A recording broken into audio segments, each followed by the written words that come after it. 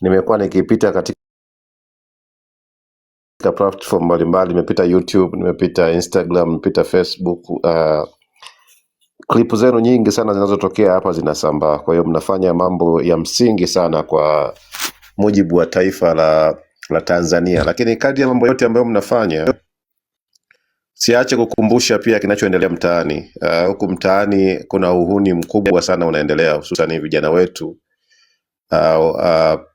Polisi wamekuwa wanafanya mambo ya kihuni. Sasa hivi wamegeuza kama biashara.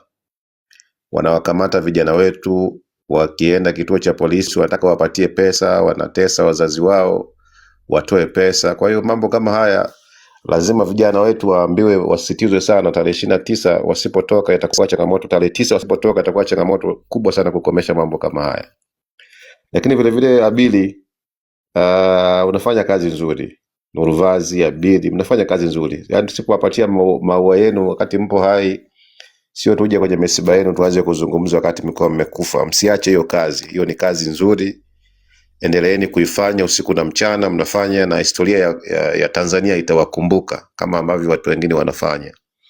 Kwa hiyo hili la mtaani, vijana mtaani tulikemee sana kweli kweli. Vijana lazima wajihami, waishi kwa tahadhari kwa sasa, ili mradi wafike tarehe 9 wakiwa wazima, wakiwa kwa salama, kwa sababu tuna jambo letu kubwa sana. Na tusikate tamaa, asiwepo mtu yoyote wa kukata tamaa kutoka siku ya tarehe 9, kwa sababu tukiruhusu hii hali iendelee tutafilisiwa. Hatutafanya biashara, wahuni watakuwa wanakuja kutuchukua majumbani mwetu, watafilisi mali zetu ndogo tulizonazo, hatutaishi kwa amani, polisi wataendelea kututesa, vituo vya polisi itakuwa ni sehemu ya utesaji.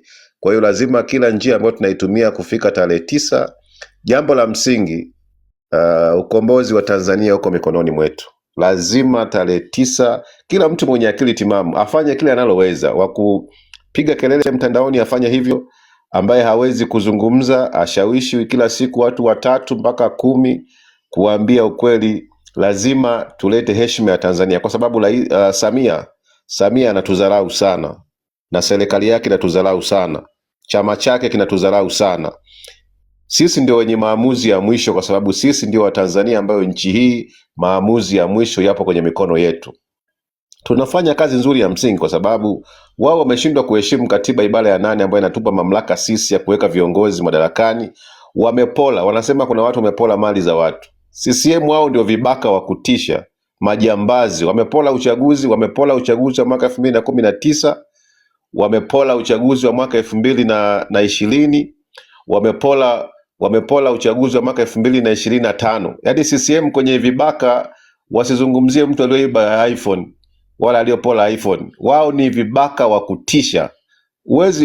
Mtu akichukua simu ya mtu anachukua simu ya mtu mmoja. Wewe unapola uchaguzi, unapola diwani wanaoenda kuwaongoza watu zaidi ya 10,000.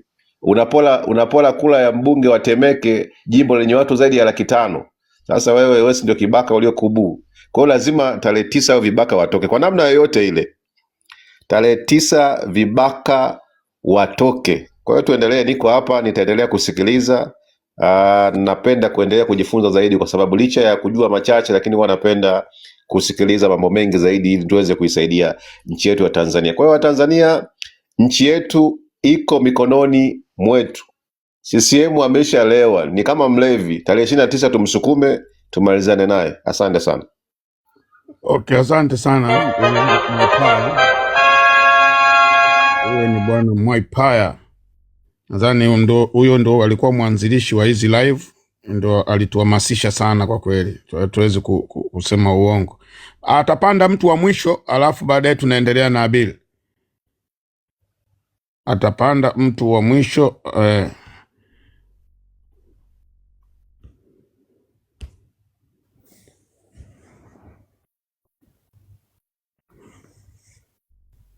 Nilikupandisha saa zile mwanzo, uliomba kuongea nani yako ikawa ulikuwa juu pale mbele, neti yako ikawa sio nzuri. Sasa sijui kama neti imeshatengemaa.